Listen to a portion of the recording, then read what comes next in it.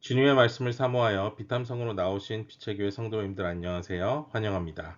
기도하심으로써 오늘 주시는 주님 말씀 같이 준비하도록 하겠습니다. 하나님 아버지, 아버지께서 주시는 말씀을 사모하여 이 자리에 모인 이들을 기억하시옵소서. 오늘 주시는 말씀을 통해서 주님을 더욱 알아가며 배운 말씀을 실천함으로 주님께 더욱 가까이 가는 저희 모두 되게 하소서. 예수님의 이름으로 기도합니다. 아멘. 오늘 배우신 말씀은 야고보서 2장 25절과 26절입니다. 제가 봉독하도록 하겠습니다. 장녀 라합도 정탐꾼들을 접대하여 다른 길로 내보내서 행함으로 의롭게 된 것이 아닙니까? 영혼이 없는 몸이 죽은 것과 같이 행함이 없는 믿음은 죽은 것입니다. 창녀 라합도라는 문장은 한국어로는 번역이 조금 아쉽지만 원어로는 homoios, 영어로는 in the same way, 즉 이와 같이라는 접속사를 사용함으로써 25절이 24절에서 말하는 행함이 없는 믿음으로만 구원받는 것은 아니라는 메시지를 증명하고 있습니다. 그것과 더불어 25절은 21절에서 23절까지에 나왔던 아브라함의 얘기와 관련이 있기도 하는데요. 25절과 21절은 같은 형식으로 쓰여져 있습니다.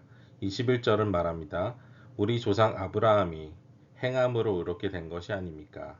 25절에서는 창녀 라합도 행함으로 의롭게 된 것이 아닙니까? 21절에서는 아브라함이 어떻게 행함으로 의롭게 됐는지를 말해줍니다.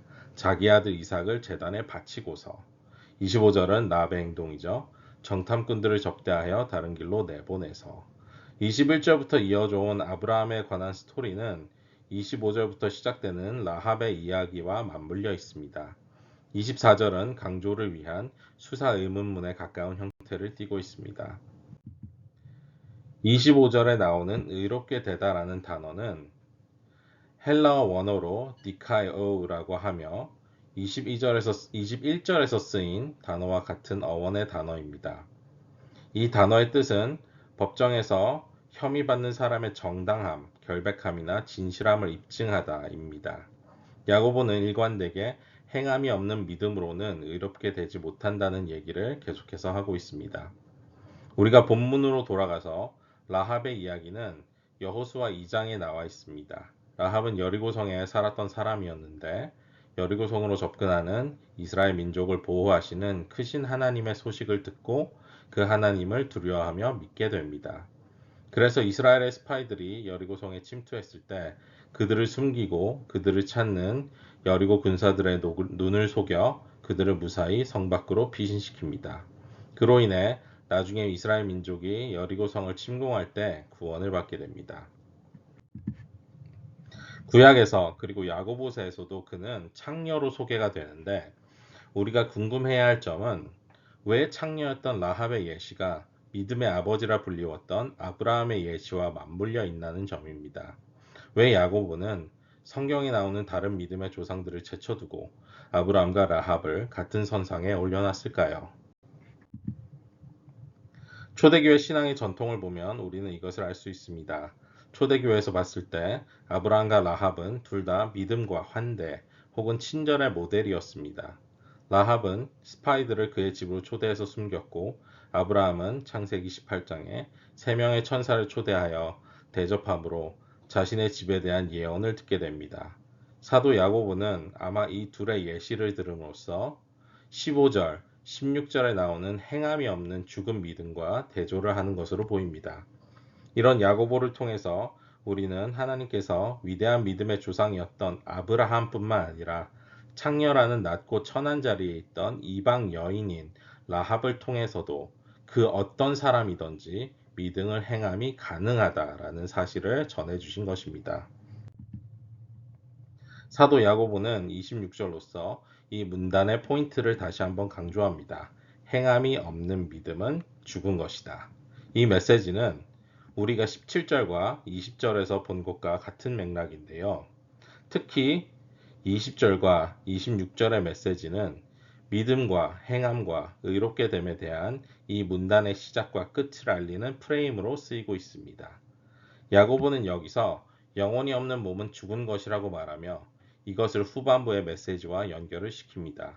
마치 영혼이 없는 몸에 생명이 존재할 수 없듯이 행함이 없는 믿음은 존재할 수 없다고 말하는 것이죠. 중요한 것은 야고보는 여기서 믿음에다가 행함을 더해서 구원을 얻으라고 말하는 것이 아니라 옳은 믿음이란 행함을 포함하고 있는 믿음이라는 것입니다. 우리가 하나님의 은혜로 인해 믿음을 통해서 구원을 받는다는 사실은 변하지 않습니다. 그리고 이 구원은 행함을 통한 것이 아니기에 누구도 자랑할 수 없다고 하신 에베소서의 말씀, 그 말씀은 맞는 말씀입니다. 그러나 여기서 사도 야고보는 우리에게 말합니다. 행함이 없는 믿음은 죽은 것이라. 우리가 온전한 믿음이 있다고 한다면, 그래서 성령이 우리 안에 거하신다고 한다면 그에 걸맞는 성령의 열매를 맺어야 할 것입니다. 가시나무가 아무리 자기가 포도나무라고 확신한다 하더라도 포도 열매를 맺지 못한다면 그것은 포도나무가 아닙니다. 그러므로 우리가 구원을 받았다고 하면서도 성령의 열매가 없다면 우리가 받았다는 그 구원에 대해서 다시 한번 생각해 봐야 할 것입니다. 같이 기도하시겠습니다.